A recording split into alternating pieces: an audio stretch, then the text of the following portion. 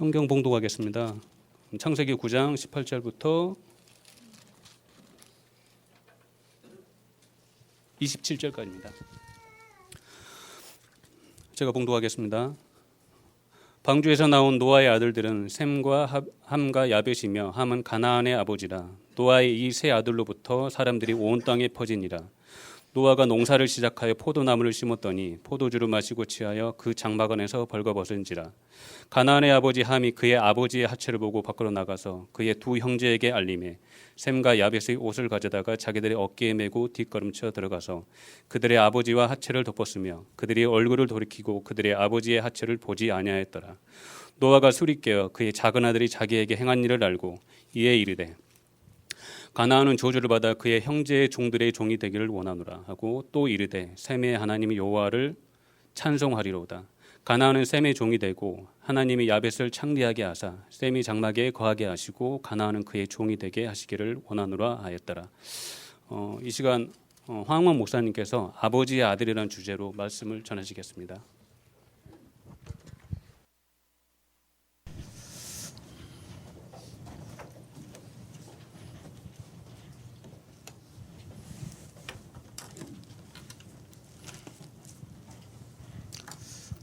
안녕들 하셨습니까? 잠시 기도하겠습니다. 은혜로우신 하나님, 이 오후 시간에도 저희들이 주님을 사모하여 이렇게 예배하고자 주님께 왔습니다. 하나님, 이 시간은 하나님의 말씀을 듣는 시간이 오니 하나님께서 이 시대를 향해 저희들이 깨어서 기도할 것이 무엇인지 주님께서 이 시간을 통해서 저희가 깨닫게 하여 주시고 어두운 시대에 참으로 저희가 빛으로 살게 하여 주시옵소서. 예수님 이름으로 기도합니다. 아멘. 이제 그동안 덥기도 어지간히 덥고 비도 많이 왔고 이제 그러더니 날씨가 갑자기 변했습니다. 저희 집에는 그 바로 집 밑에가 논이라서 그냥 그 전망이 아주 노랗게 물들어 있어서 보기 좋은데 이제 무슨 생각을 하게 되냐면 농부가 낯을 들 때가 됐구나. 그러면서 이제 이 시대를 생각하게 됐습니다. 이 시대가 마치 하늘 농부의 낯을 기다릴 때가 가까이 오지 않았나 그런 생각을 듭니다. 여러 가지 뉴스라든가 또 우리 주변에 벌어지는 문제들 이제 그걸 통해서 그래서 우리를 누르고 있는 암담함이 있습니다. 네, 그래서 우리로 하여금 기도하게 하고 그렇게 하죠.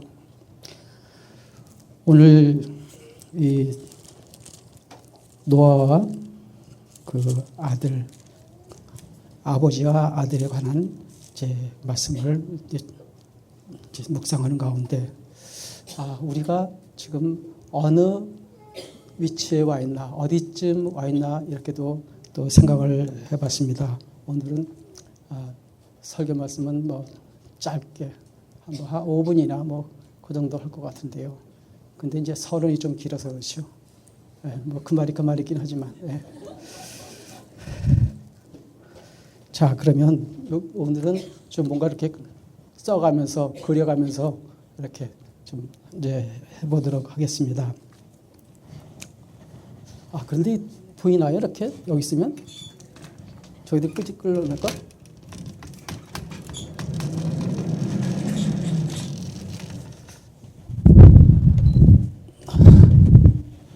이걸 어떻게 했구나.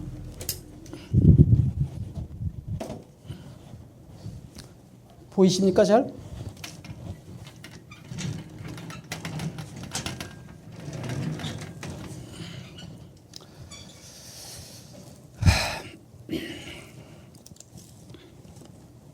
그 이제 말씀드리기 전에 이제 대략 우리 그 인류 역사가 어떻게 흘러왔는지 그걸 좀 대략 짚어보고 그 다음에 오늘 그 노아 사건에 이제 주목해서 그렇게 얘기하도록 하겠습니다.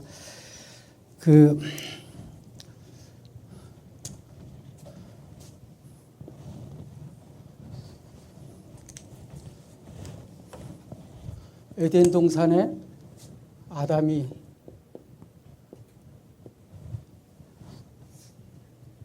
하나님께서 아담을 창조하시고 자기 형상대로 그렇게 지으셨죠. 그러고서 그 아담이 이제 어떡합니까? 타락을 해서 이제 타락 시점이 있죠. 그리고 그 뭐 어디쯤에 도달합니까? 여기가 노아 시대에 이제 당도합니다. 이런 가운데 노아가 이제 거기에 이제 세 아들을 이제 낳죠. 오늘 이제 그 얘기인데 하나님께서 그 아담을 창조하시고 그 에덴 동산에 두셨는데 그리고 이제 인류가 타락하는 바람에 이제 한 시대가 지나갔죠. 그러면 그 노아 시대쯤에 인류가 얼마나 되는가 울리네. 인류가 얼마 되는가 이렇게 과학자들이 계산을 했는데 그 이제 누가 누굴 낳고 누가 누굴 낳으면서 뭐 900년 살았느니 800얼마나 살았니 그걸 계산하면서 한 사람이 낳을 수 있는 아이를 계산하고 뭐 이렇게 했더니 그 인구가 노아 무렵에는 우리 지금의 현재의 인류 인구보다 많았지 적진 않았다 그런 얘기를 하더라고요. 그런데 모두가 그렇게 타락을 한 바람에 결국에는 그 홍수로 심판을 하셨죠. 물 심판 그죠? 홍수로 심판하시고 거기에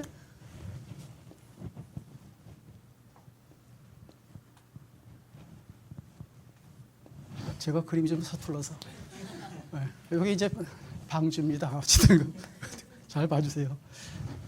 그래서 그 이제 노아와 그 가족만 그렇게 구원받는 사건이 생겼죠. 그러니까 여기서는 우리가 놀랄 만한 것이 그 많은 사람이 타락하고 의인이 없었다는 얘기예요.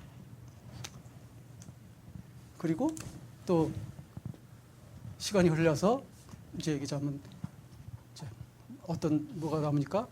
그 아브라함이 불러서 그리고 한 민족을 이제 선택하십니다. 그 이스라엘 민족이 여기서 이제 출발이 되죠. 그래서 이 아브라함을 이제 불러서 그 이제 또 하나의 얘기자면 그 구원의 어떤 길을 이렇게 준비시키십니다. 하나님께서. 그래서 그 출애굽 때 홍해를 건너죠. 홍해를. 그래서 그 홍해를 건너는 것을 고린도전서에서는 뭐라고 얘기하냐면 그 민족적으로 세례를 받았다. 이제 그렇게 표현하고 있습니다. 그래서 물이라는 게 있습니다. 그죠? 네. 그리고 그 아담을 창조하시고 그리고 하와를 창조하신 후에 그 이제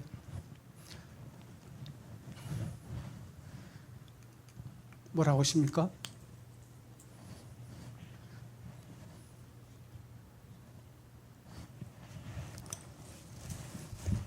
뭐라고 하십니까? 생육하고 번성하고 땅에 충만하라. 그러죠?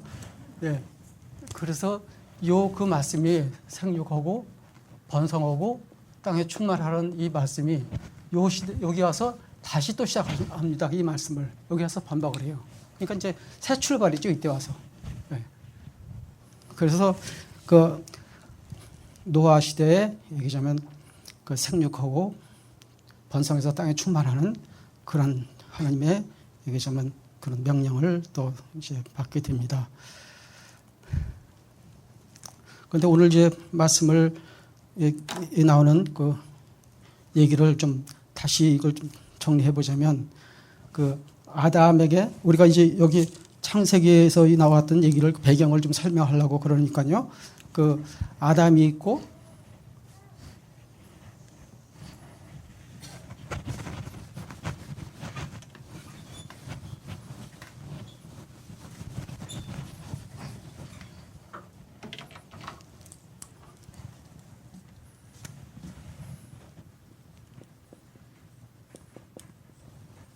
아담이 누굴 낳습니까? 가인과 아벨. 그래서 그 아벨은 제사 문제로 인해서 일찍 죽죠. 제사 문제로 인해서. 그러니까 가인의 삶하고 아벨의 삶이 다른 것을 우리가 잘 알고 있지 않습니까? 하나님께서 이제 그러니까 제사를 드리는데 가인은 가인과 함께 제물을 받지 않으셨어요. 성경에 보자면. 그다음에 아벨은 아벨과 함께 제물을 받지 않으셨다. 이제 이게 무슨 얘기냐면 그들의 삶 그 자체를 받으시지 않은 것이죠. 그들의 삶 속에서 나온 그 제물이라는 것 그것은 자기 삶의 어떤 결과물이니까요. 이제 그걸 얘기하는 것이거든요. 그러면 아벨의 삶과 제물을 받으셨다는 건 무엇입니까? 그 제물은 그 양을 잡아서 거기에 기름을 드리고 그렇지 않았습니까? 그 양에 관한 것. 그것은 그 가인이 드렸던 제물과는 다른 것이 그 곡물로 드렸지만은 그걸 이제 드렸단 말이에요. 그것은 그 이제 신약에서는 그걸 뭐라고 얘기하냐면 좀 더 가인보다 나은 예배를 드렸다. 가인보다 나은 제물을 드렸다. 이렇게 얘기하고 있습니다. 그러니까 비교적 낫다. 이제 그런 게 이해하기 쉬운데 사실은 그런 의미가 있지 않고 뭐냐면 가인의 그 제물에는 가인의 예배자의 삶이 들었다. 그런 얘기거든요. 그게 무슨 얘기냐면 제물에 우리가 좀 관심을 둬야 할 필요가 있어요. 그 제물은 양을 잡아서 드렸거든요. 그게 무슨 얘기냐. 자기 아버지 어머니가 가죽 옷을 입은 걸 모르겠어요? 그 부모가 안 가르쳤겠어요? 하나님께 나가는 길은 피밖에 없다. 피 제사밖에 없다는 걸 몰랐을까요? 이제 그 얘기거든요. 그래서 그 삶이 그런 삶이었다는 얘기예요. 그래서 예배자의 삶, 하나님께 이렇게 주목하는 그런 삶을 이제 살았던 것을 얘기를 하고 있다고요. 물론 제물도 이제 곡물을 곡식으로다 그 제물을 드린 그 이제 그 출애굽 때 이제 보면 그 나오지 않습니까? 제사법에 그거하고는 별개 문제죠. 왜냐하면 어떻게 그 멀리 후대에 있을 그 제사법을 압니까? 그걸 어떻게 적용하라고 그건 아니거든요. 그래서 그 아벨의 제물을 받았다는 건 아벨의 삶을 받았다는 거고 그 삶 중심에 하나님 앞에 나간다는 것은 그렇게 피 제물이 필요하고 그리고 하나님은 경외하실 그런 대상이다. 이제 그것을 이제 그 앞에 살았다는 것이죠. 하나님 앞에 살았다는 얘기입니다. 가인은 뭐 자기 마음대로 살았기 때문에 자기 생각대로 이거면 되지. 그래서 자기 생각에서 제물을 드렸던 것을 우리가 생각해 볼 수 있습니다. 그래서 아벨은 결국은 이제 형의 이제 한테 맞아 죽죠.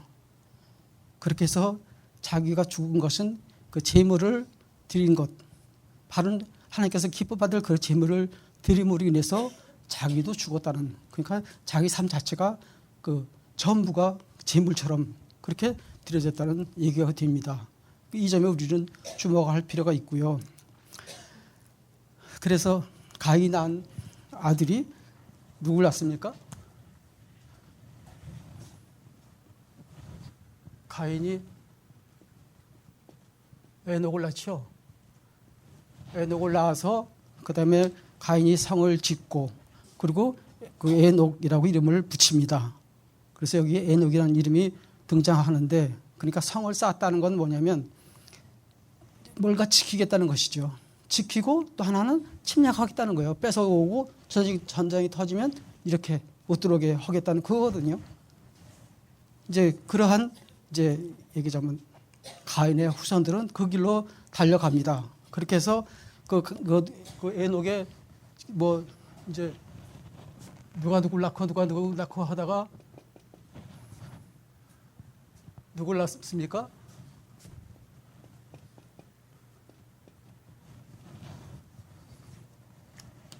라멕을 낳습니다. 그리고 하나님께서 그 아벨 대신 이제 아담에게 셋을 주셨는데 이 셋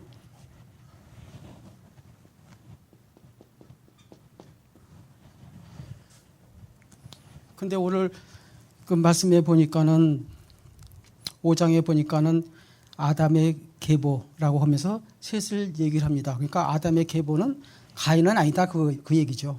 그래서 셋의 중심으로 거기에 누가를 낳고 몇 년을 살다가 죽고 또 누구를 낳고 이렇게 해서 이름이 나옵니다. 그 중에 그 에녹이 그 가인이 에녹을 낳았을 때 그 셋은 에노스를 낳습니다. 에노스를 낳았는데 그 에녹을 낳아서는 여기서 성을 졌다고 그랬죠. 성을 쌓았다. 성을 쌓고 그 아들 이름을 붙여서 에녹을 했지만은 셋은 아들을 낳아서 이때 여호와 이름을 처음 불렀다고 성경에 기록하고 있습니다. 무슨 얘기입니까? 여호와 이름을 처음 불렀다. 이게 정말 예배하기 시작했다는 것이죠. 하나님 앞에 살기 시작했다는 것이죠. 이제 이것이 그 흐름입니다. 그래서 여러분 그 성경을 좀 보실까요? 5장 1절 볼까요?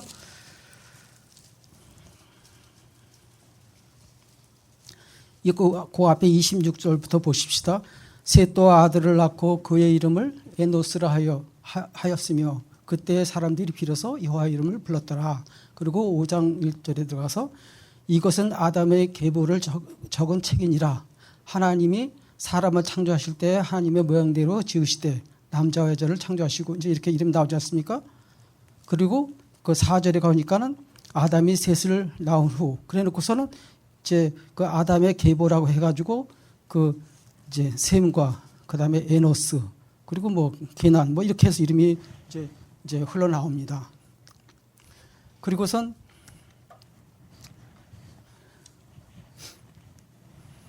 또 나타가 에녹을 낳지요. 에녹.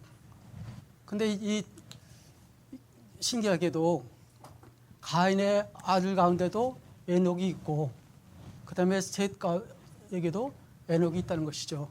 에녹 이제 성을 쌓아서 에녹을 얘기하자면 이제 성주로 얘기하자면 거기에 이렇게 이제 살고 있고 그리고 이 에녹은 어떻습니까? 65세 무드셀라를 낳고 300년을 하나님과 동행합니다. 하나님과 동행해요. 300년을. 65세 그 아들을 낳고 그 300년을 동행하고서 몇 세 죽냐면 365세.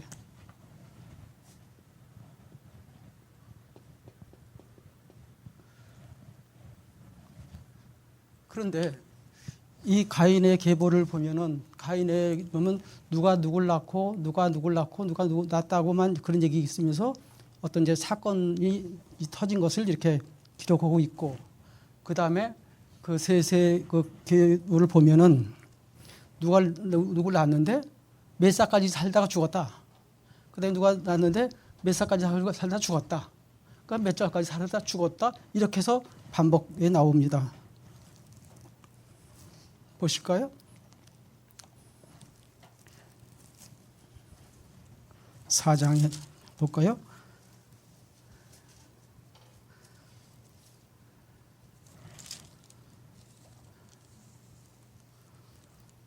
(4장) 16절에서 보면 17절에서 가인의 성을 쌓고 에녹이라고 이름을 지었다고 그러죠. 그 다음에 18절에 보니까 에녹이 이랏을 낳고 이랏은 무후야엘을 낳고 누가 누굴 낳고 누가 낳고 계속 나왔다는 얘기가 나와 있습니다. 그리고서 아담의 계보라고 하면서 나온 얘기들은 그 셈이 누굴 낳았는데 몇 살까지 살았다. 몇 살까지 살다 죽었다. 몇 살까지 살았다. 이것이 반복적으로 5장에 보면 그렇게 비교가 됩니다. 무슨 얘기냐면 가인에서 나아진 그 후손들은 몇 살까지 살았든 안 살았든 관심이 없다는 거 하나님께서 거긴 관심을 두지 않았다는 거거든요. 네. 몇 년을 살다 가든 어떻게 참 폼나게 살다 가든 그건 하나님의 기억이 안 되고 셈의 그 후손들만 몇 살까지 살다 갔다. 자세하게 나이가 나옵니다. 신기하지 않습니까?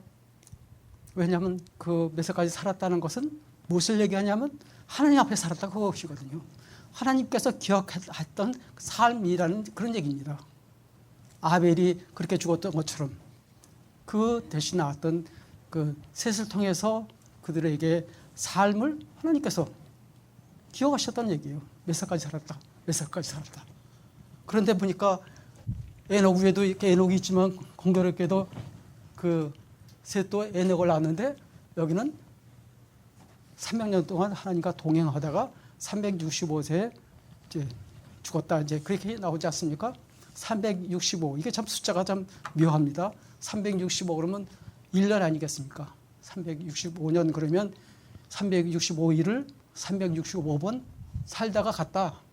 이제 그거예요. 그러니까 어떻게 보자면 그 삶 자체가 전부가 하나님과 이렇게 동행하는 삶을 살고 하나님께서 받아주실 삶을 살고 하나님께서 인정하셨다 그 얘기예요.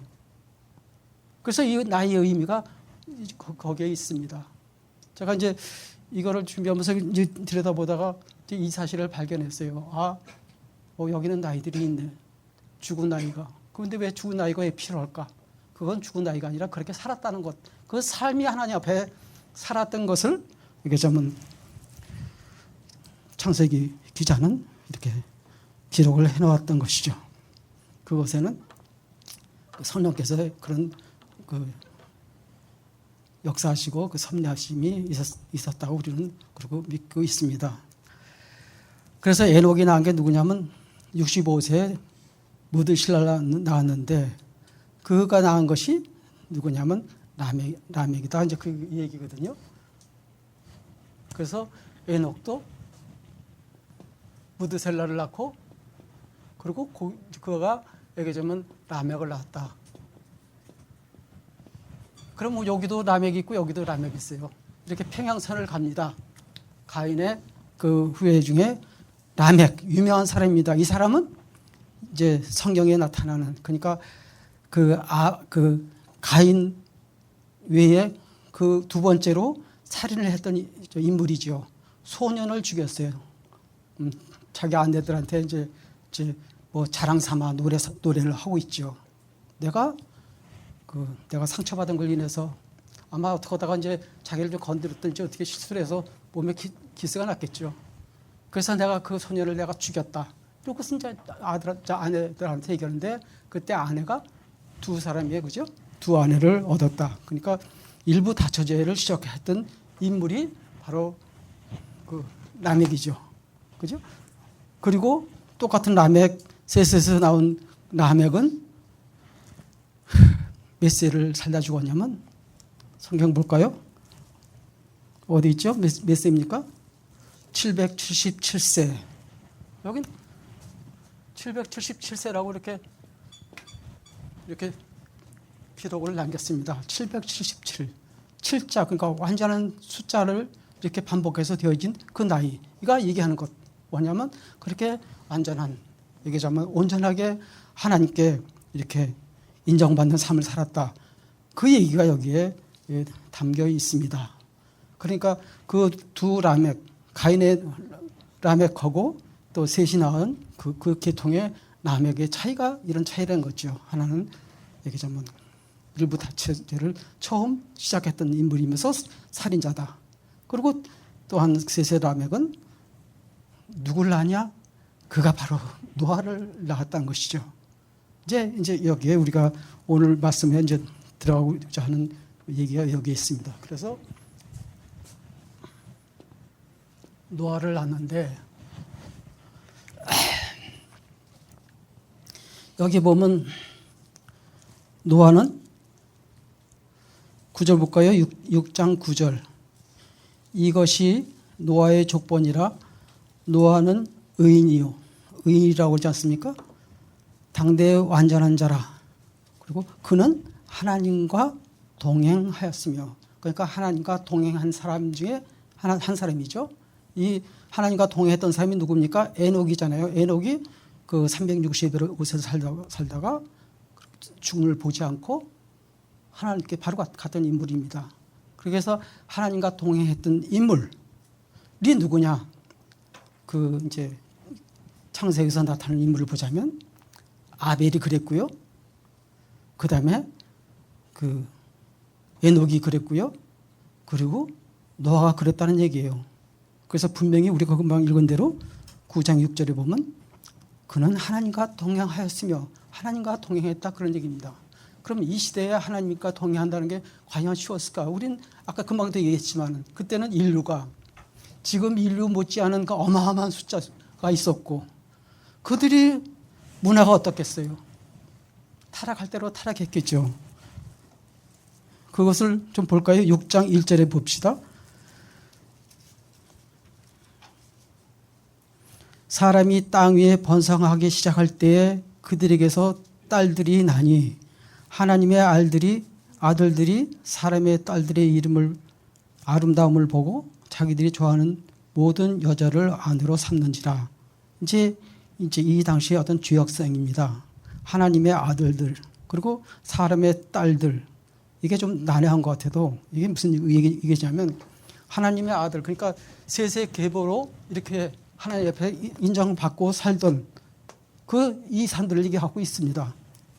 그들이 하나님께 인정받고 그 삶이 온전하게 하나님께 드렸던 그 사람들의 그 나이 연수가 이렇게 기록되어 있는데 그 이제 흐름을 얘기하고 있죠. 또 하나는 사람의 딸들이라는 것은 무슨 얘기를 얘기하냐면 그 가인의 그 계보를 얘기를 하고 있습니다. 3절을 볼까요? 여호와께서 이르시되 나의 영이 영원히 사람과 함께 하지 아니하리니 이는 그들이 육신이 됨이라.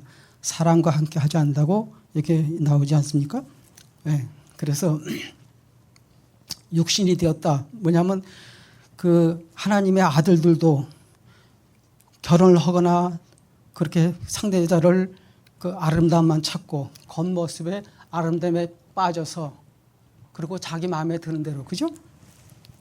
그렇게 되어 있지 않습니까? 하나님의 2절 봅시다. 하나님의 아들들이 사람의 딸들의 이름을 보고 자기들이 좋아하는 모든 여자를 아내로 삼는지라. 그러니까 그 중심에 하나님이 있든 없든 그 사람이 그리스도인이든 아니든 관계없이 이쁘니까 아름다우니까 그렇게 해서 아내를 삼고 그뿐이 아니라 많은 여자들을 거느렸다는 얘기예요.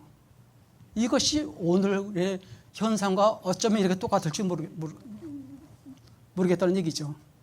지금이 그래요. 지금 그냥 이쁘면 되는 거야. 그냥. 그래서 뭐 수술도 하고 뭐 이렇게 이제 화장품이 그렇게 많이 발달해가지고 뭐 그렇지 않습니까? 그리고 미모에만 신경 쓰고 남자들도 그냥 이쁘면 그냥 그렇게 넋을 빼는 거예요. 그게 무슨 얘기입니까? 사람이 육신이 됐다는 것이죠. 하나님의 신이 떠났다는 얘기예요. 그러니 배는 게 다 육체로 보는 거지. 그러니까 이 시대가 얼마나 타락했으면 그 많은 사람을 하나님께서 홍수로 다 쓸어버리십니까?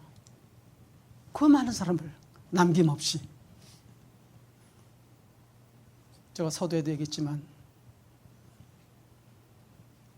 지금은 가을이라 벼가 노랗게 익어서 농부의 낯을 기다리는 때처럼 제가 보면서 우리가 이 시대를 또한 우리도 보고 있지 않습니까? 이런 때 우리는 신앙을 지키기가 얼마나 어려운가는 노아의 이 가족을 보면 알 수 있습니다. 노아만이 구원을 받았거든요. 노아 가족만이. 여기도 문제가 있어요. 노아가 의인이라고 여기 이제 아주 이렇게 명시해 놓고 하나님과 동행했다고 그랬지만 노아의 가족이 모두 의인이고 하나님과 동행했다는 얘기는 없어요. 노아 그 한 사람을 위해서 가족이 얘기하자면 홍수에서 구출되고 구원받은 것이죠. 이것은 물론 이제 교회 형태를 우리가 보고 있습니다. 세상에서 떨어져 나온 의롭게 살았던 사람, 하나님의 마음에 합당하게 살았던, 하나님과 마음이 합했던 사람들, 그렇게 해서 그 삶이 하나님께 인정받다가 살았던 삶, 이제 그것이죠.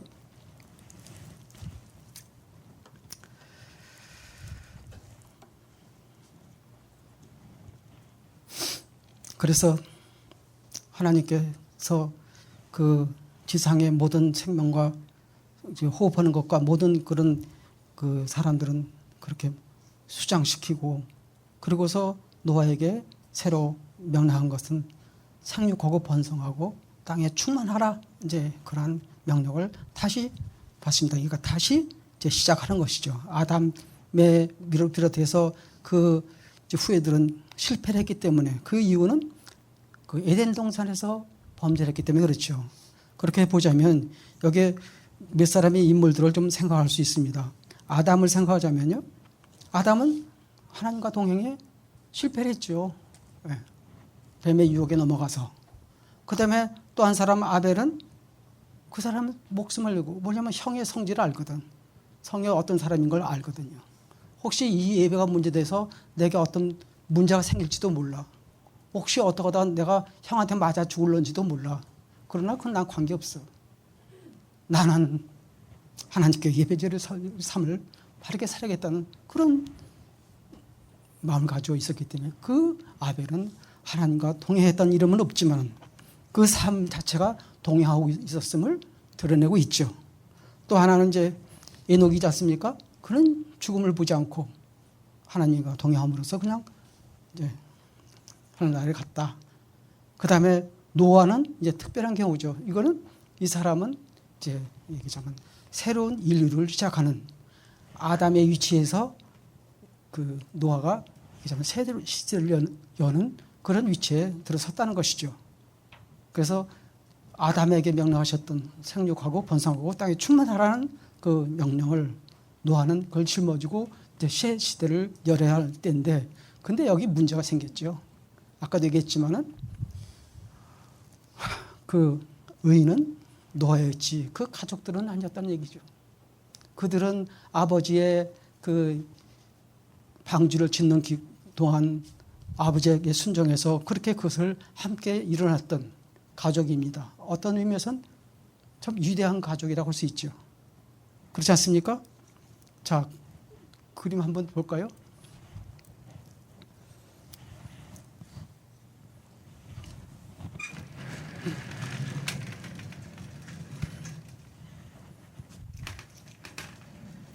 여기는 아라랏산에 거기에 이렇게 표시되어 있는 데가 그 이제 방주 형태로 있는데, 그것을 지금 이제 과학자들이 그걸 이제 분석했더니 무슨 탄소 무슨 방법인가 몰래 연대 측정을 했더니 그것이 연대가 그 당시 연대라는 거예요.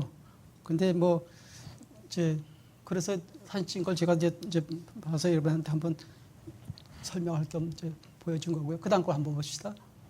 여기가 이제 아라랏산이고 이게 이제 그 방주의 형태지요. 네. 그런데 뭐 거기에 아라랏산에 여기 이런 형태가 있으면 뭐하고, 이것이 과학적으로 밝혀지고 이제 그 당시에 그런 이제 목재로 되었던 것을 밝힌들 그게 뭔 소용이 있겠습니까? 왜냐하면 하나님을 믿고 예수님을 우리 구주로 영접하는 거고는 관계없어요. 이걸 통해서 감동받고 나 예수 믿어야지. 하나님 살아계시니까 나는 그 앞에 나의 죄인이다. 이건 불가능해요. 네. 그냥 그렇게 이제 얘기를 있는 것이죠. 또 다음 걸 볼까요? 이건 방주의 실제로 크기를 지어놓은 것입니다. 그리고 사람들이 이제 몰려들어서 이렇게 본 건데, 그 규모라든 크기, 뭐 몇 큐빅 한 대로 그걸 다 계산해서 이걸 이제 지었던 건데요. 예. 그러면서 뭔 생각이 드냐면, 참 사람들이 할 일 없다.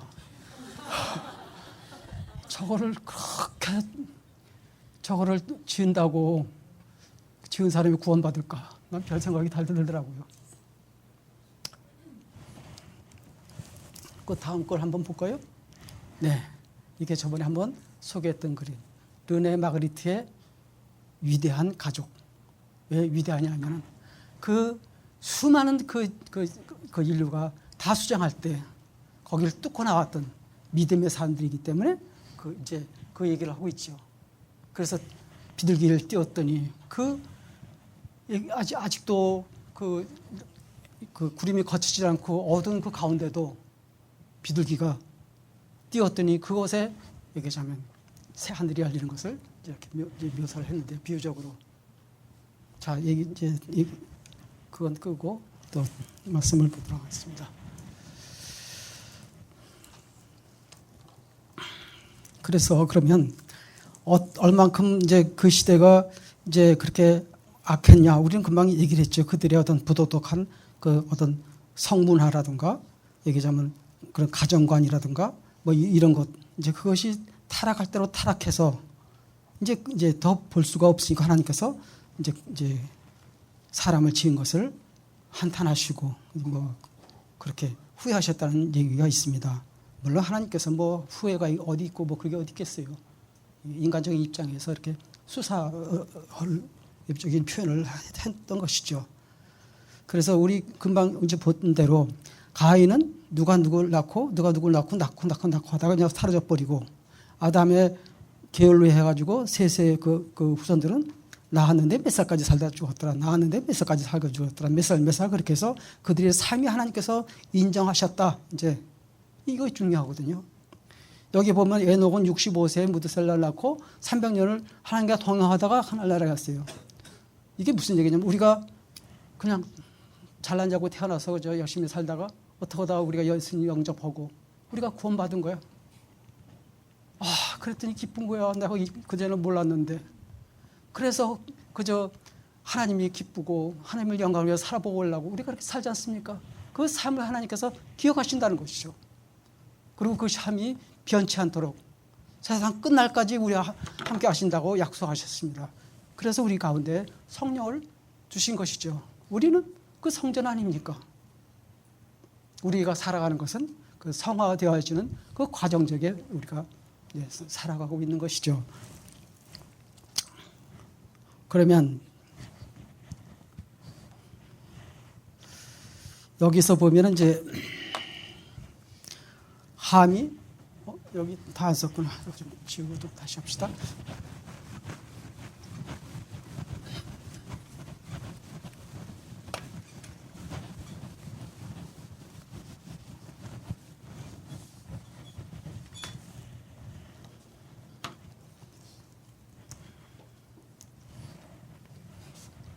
여기 보면 이제 셈하고 함하고 야벳이 나옵니다.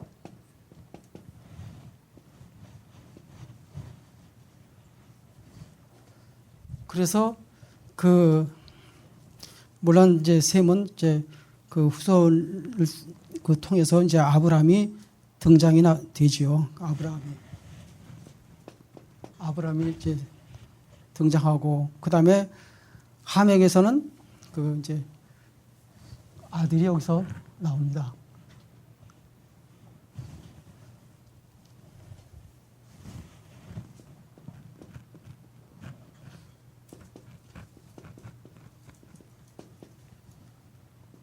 구수, 미스라임, 그 다음에 붓하고 가나안이 나오죠. 근데 이제 오늘 여기 우리가 주목할 것은 그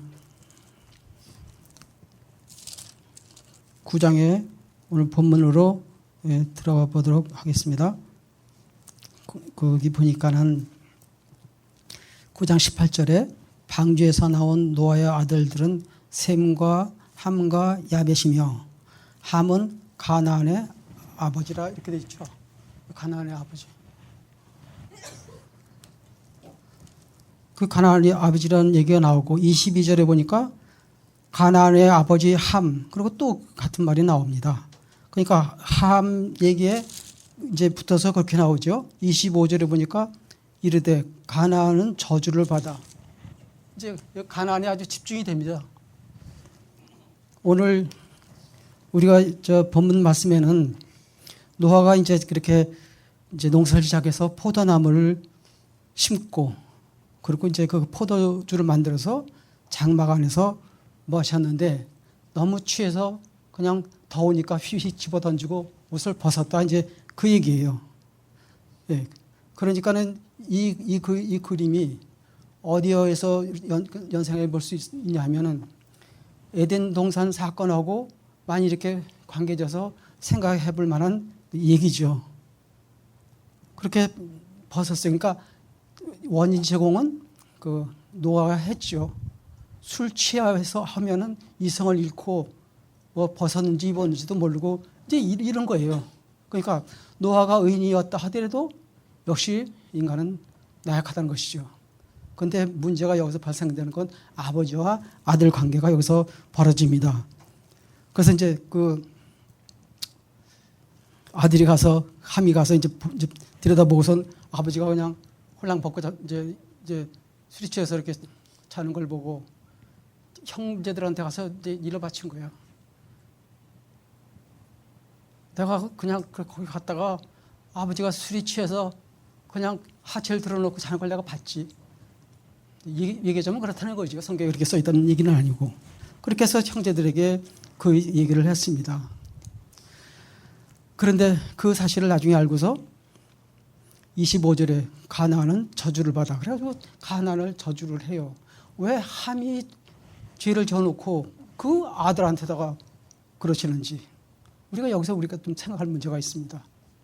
그리고 또 하나는 아니 옷을 벗고 주무신 건 아버지지 왜 주책 없이 옷을 벗고 이렇게 그러셔가지고 그리고 내가 빈말했냐고 거짓말했냐고 형제들한테 있는 걸 얘기했잖아. 네. 아버지가 조심하든지 해야지. 이게 우리들의 사고예요. 지금 오늘 현대인들의 생각이에요. 아버지나 나나 어떤 면에서 인격적으로 동등하다 이거죠. 뭐 아버지가 뭐 얼마나 잘하셨다고 나한테 얼마나 잘해줬다고 이렇게 요즘 젊은 사람들은 얘기를 합니다. 어느 집의 아버지는 부자라서 어떻고 더 건데 우리는 이제 그렇지 못하다고 그러기도 하고 그러고 뿐입니까 어디? 아버지라고 합니까? 아빠라고 그러지. 아버지는 없어요. 지금 시대에. 아버지를 잊은 시대입니다. 저희는 어렸을 때 아빠란 말이 없었어. 엄마란 말은 있어도 엄마, 어머니 둘. 그죠? 그 다음에 아버지이지 아빠라는 말은 없었어요. 그때는. 그것이 이제 나중에 이제 아빠 말이 이제 생기더라고요. 성경에 보면은 이스라엘 사람들이 하나님을 이렇게 이름을 잃어버렸어. 감히 함부로 부를 수가 없으니까. 혹시 망령 때에 부를까봐. 그렇게 해서 계명을 어길까봐. 그래서 그 말씀을 읽을 때는 그냥 침묵으로 건너뛰거나 아니면 없습니다. 아도나이 그러고서 그냥 넘어가는 거예요. 그런 바람에 잊어버려서 하나님 이름을. 그러니까 어떻게 하냐면 하나님은 멀리 계신 분이야. 멀리 계신 분이고 그러니까 보이는 이 율법에만 매어서 거기에 빠져 있던 바리새인들 그들에게 말씀하시는 거죠. 그리고 그 백성들에게 말씀하고. 왜냐하면 하나님이 그런 분이 아니다. 그래서 아버지를 아빠라고 부르라고 이렇게 예수님이 가르치십니다. 그것은 뭐냐면 늘 친근하게 친숙하게 옆에 있다는 것을 일깨워준 것이죠. 그래서 그 하나님을 아빠라고 부르라는 그런 얘기는 하지 않습니까? 이게 오해하게 되면 그냥 아빠야 그냥 가볍게. 하나님도 아빠야. 그러니까 하나님에 대한 경외심이 없어요. 그걸 잃었어요. 그 얘기의 본질이 뭔지를 다 잃어버리고서는. 저는 이제 신경을 가끔 봐요. 저 아는 목사님의 아들이 애가 뭐 이렇게 중학교 다니고 그래요. 근데도 그 아들이 그 자기 아이들 앞에서 아버지 목소리 들 때 아빠 그러더라고. 야 신기하다 그러고서 그래서 전에 한번 어떤 기자가 그런 얘기를 하더라고요. 전주인가 어디 이렇게 지방일 내라는데 거기 뭐 양반 사는 동네로 아무튼 거기 갔대요. 가서 누구하고 좀 이제 취재를 하러 갔는데 그래서 그 사람을 찾다가 거기 어떤 아이한테 이제 그 집 앞에 와서 어리가 나오니까 야, 네 아빠 계시냐? 그랬더니 얘가 하는 말이 우리 아버지 집에 안 계세요 그러더라고요. 그러니까 이 기자가 머쓱해가지고 자기는 아빠라고 얘기했는데 거기는 아버지라고 어린애가 우리 아버지 집에 안 계세요 그러니까 그 양반 애들은 좀 다른지. 그게 무슨 얘기냐면요. 아버지의 이 권위가 없어진 거야. 여기서 이렇게 노아가 이렇게 화가 나서 이렇게 그 아들을 이렇게 저주를 하는 거는 뭐냐면 저주를 보니까 어떤 아버지가 자식 저주하는 셈이 어디 있겠어요. 여기서 그 노아가 함을 저주한 것은 그 함이 하는 짓에 뭐냐면 그 앞날을 내다본 것이거든요. 저런 자세로 산다? 그럼 너희 후손들도 결국 그렇게 될 수밖에 없어. 그 얘기거든요. 예언적이죠, 그게. 어떻게 부모가 자식한테 그러겠습니까? 그런데 이제 하면 그렇게 했죠. 이제 우리 시각에는 함 입장에서 아니 아버지가 돼가지고 어떻게 자식을 저렇게 저주래, 뭐 종의 종이 되라고 세상에. 이것이 우리 시대의 젊은 사람들의 생각입니다. 여기는요, 아까도 얘기했지만 아담을 창조하시고서 생육하고 번성하고 땅에 충만하는 영역을 내리셨잖아요. 그러고선 그 얘기자면 충만했던 모든 사람들이 그렇게 타락하고 폐역한 바람에 이제 물로 다 홍수로 이제 심판하시고, 그리고 새로 시작점에서 뭐냐면 새롭게 이제 생육하고 번성하고 땅에 충만하고 그 명령을 받아서 시작하는 시점에 이제 이런 일이 벌어진 것이에요. 그러니까 우리 인간이라는 것은 그렇다는 거죠. 별 수 없이. 그래서 나중에는 아브라함을 불러서 새로의 한 민족을 이제 모델로 세우셔서 구원의 역사를 이루는 것을 우리가 볼 수가 있습니다. 그래서 여기에 그 말씀에 나온 대로 그 함을 저주하지 않고 그 가나안을 저주하고, 그 다음에 함을 얘기할 적에 뭐 함의 압이라든가 뭐 이런 식으로 이렇게 가나안에다가 이제 초점을 맞추는 것은 이 창세기가 앞으로 전개될 그 배경, 거기에 그 이스라엘 민족 하나님께서 그 언약의 백성을 택하셔서 그 백성과 함께 이루어갈 그 나라, 그 땅이 어디냐? 가나안이다. 그 얘기거든요. 그 가나안을 왜 거기를 얘기하자면 하나님께서 그 유대 민족에 그 땅을 주셨냐? 거기가 이제 심판받을 곳이에요. 이 가나안이.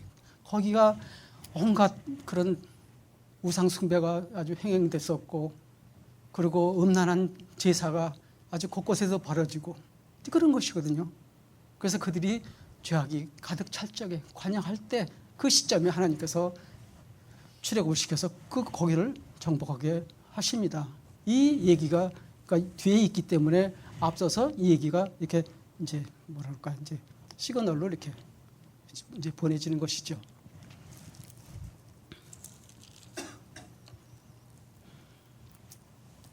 그래서 그 함이 낳은 아들은 구스가 그 낳은 것이 그 아들이 니므롯, 그 유명한 그 바벨탑을 짓고, 그 다음에 역사상 첫 용사라고 그렇게 불려지고 그 영걸이라고 불려지던 그 사람, 그리고 메소포타미아 지역을 중심으로 해서 제국을 일으켰던 그것이 이제 그런데 거기에 그 미스라임은 이제 블레셋과 이집트의 이제 조상이 되고, 가나안은 그 시돈을 비롯해서 가나안의 그 10개 그 이제 족속들이 거기를 차지하는데, 구스나 가나안이나 아무튼 이 일대는 전부가 이스람권이 되었다는 것이 좀 이제 특이하죠. 예, 이 얘기는 이제 이렇게 여기까지가 서론이고요. 이제 짧은 본론은 다른 것이 아닙니다. 이 시대가 우리가 어떤 시대에 왔는지를 우리가 이제 바라보자는 것이죠. 그러니까 노아 시대 그렇게 타락해서, 그리고 하나님께서 한탄하시고 저들의 삶을 120년으로 제한을 했어요. 무슨 얘기냐면 저들에게는 120년 삶을 남겨주겠다. 그거거든요. 어디 나오나요? 창세기?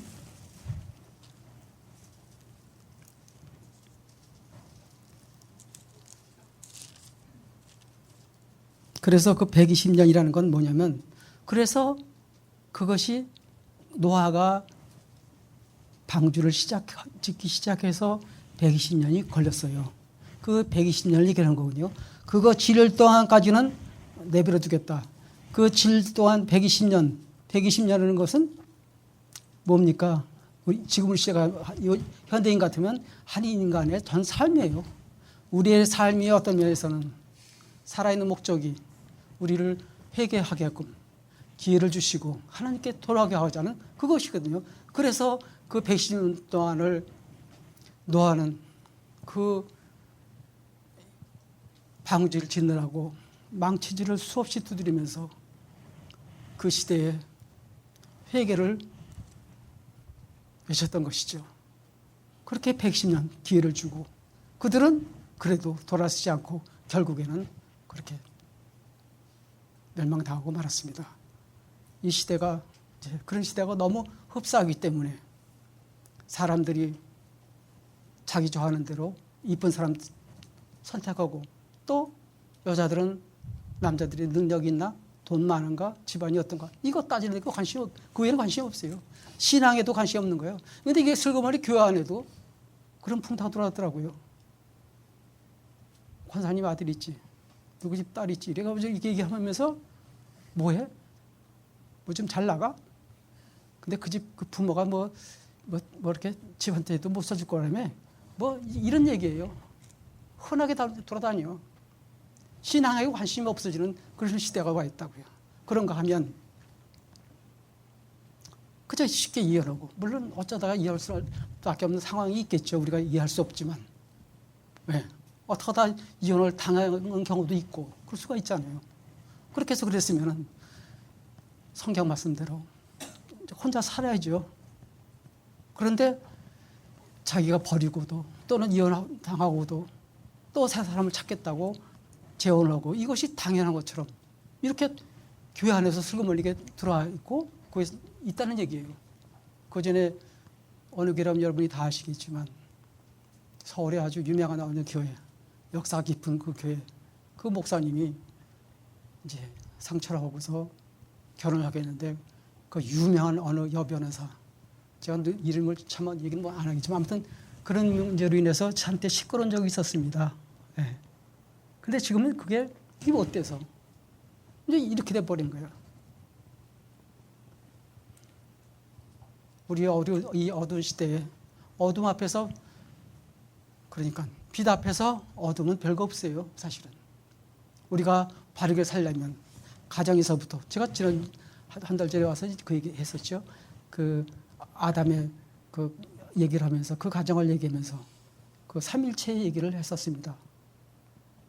기억나십니까?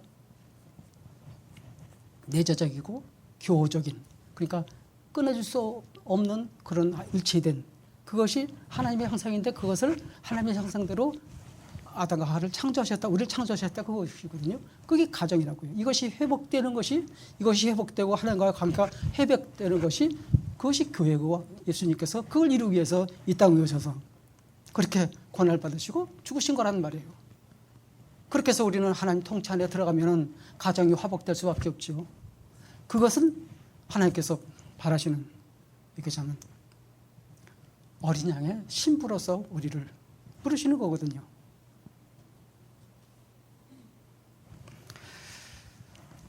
그런 의미에서 노아가 얘기하는 건 또 뭐냐? 노아도 그 얘기예요. 그 안에도. 여기도 하나님의 형상을 얘기하고 있습니다. 삼일체 하나님의 그 존재론적인 얘기가 담겨 있다는 것이죠. 아버지 아들 관계, 성삼위 하나님 관계 속에서 예수님께서는 이 땅에 오셔서 왜 이 고통스러운데 육신 입고 오십니까? 오면 얼마나 고통스러운데. 근데 오셨어요. 가라고 하시니까. 순정하고 오셔가지고. 그게 고난의 삶을 살았잖아요. 어디 한번 예수님께서 자기 말로 뭘 얘기하신 적 있어요? 하나님 뜻이 아니면 하지도 않고 하나님 말씀이 아니면 입도 안 꺼내셨어요. 마귀가 그렇게 흔들었을 때도 하나님 말씀으로만 얘기를 했지. 그리고 십자가를 지기 그 전날에도 겟세마네 동산에서 그렇게 간절히 기도하면서 결국은 구하는 것이 아버지 뜻대로 되어지는 것을 결국 그렇게 기도하고 십자가를 집니다.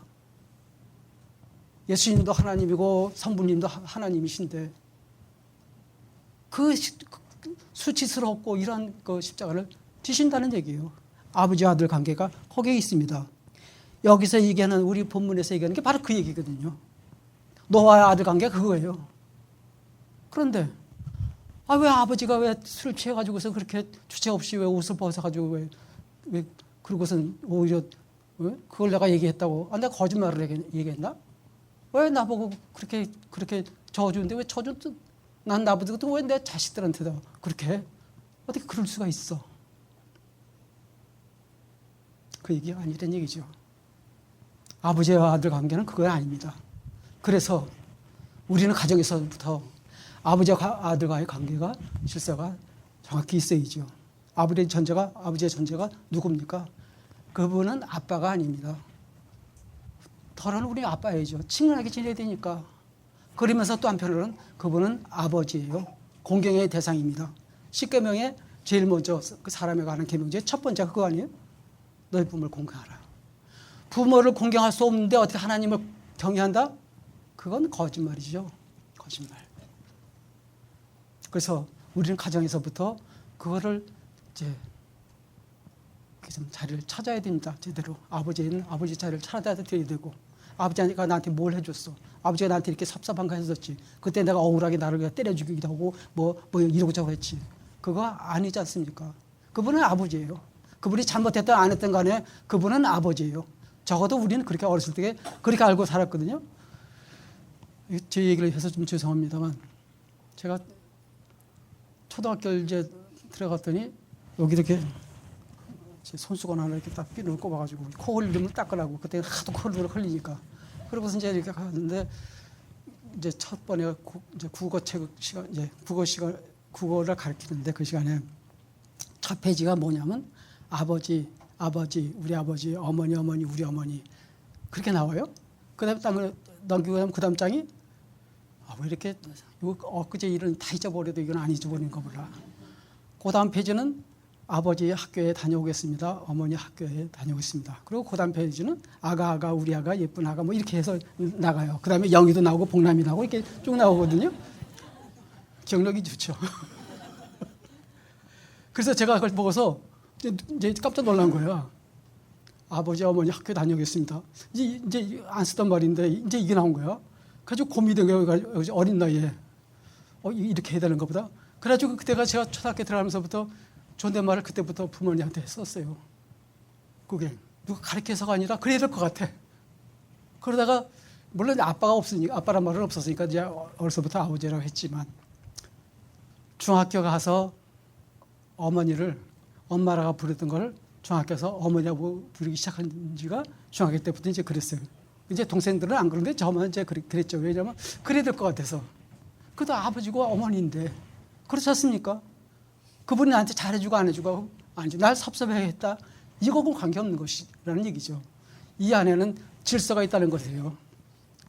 금방 되겠지만 그 삼위일체 하나님의 그 속성이 그 가운데 담겼기 때문에, 그래서 노아가 그렇게 분노한 것이고, 그리고 그 노아가 하는 짓을 보고 그 후손들의 운명이 어떤 것이 빤히 아는 거예요. 이제 그래서 예언적으로 그렇게 얘기를 한 것이죠.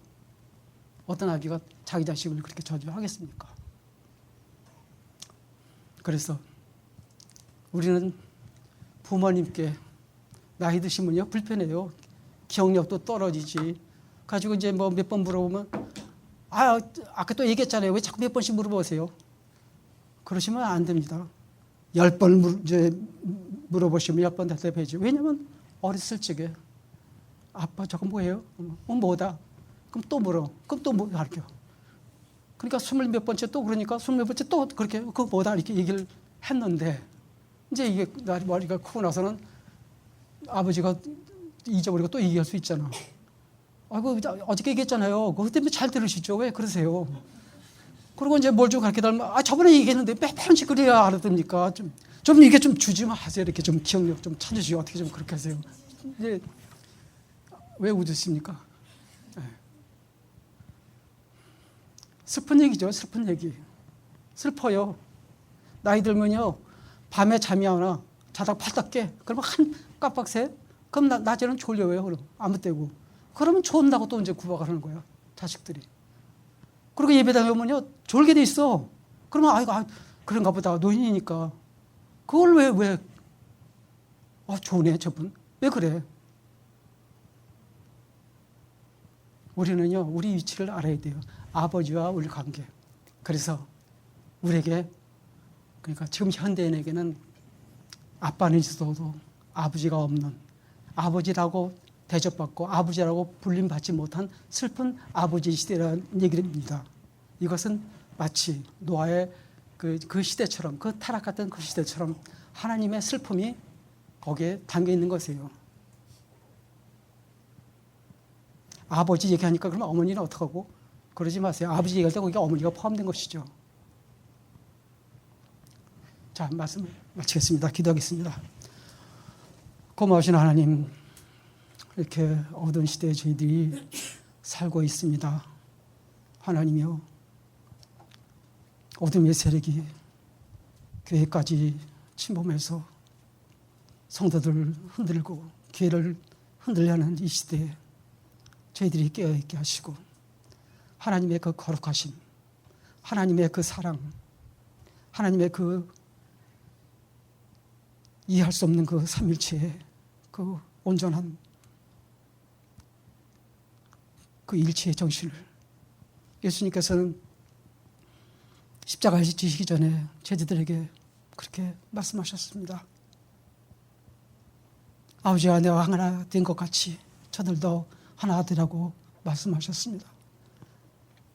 저희가 저희 가정 속에서 하나님의 형상을 회복하고 각자의 위치를 찾고 그 질서, 그 가운데 질서가 세워져서 하나님의 받으시기에 합당한 성전으로, 교회로 만들어가 주시길 원합니다.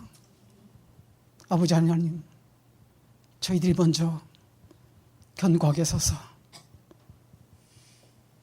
세상을 향해 하나님의 바른 그 가르침 속에 그 삶을 드러내게 보이게 하셔서 세상으로 하여금 하나님께 영광을 돌리게 하시고 세상이 거짓됐다는 것을 알게 하여 주시옵소서.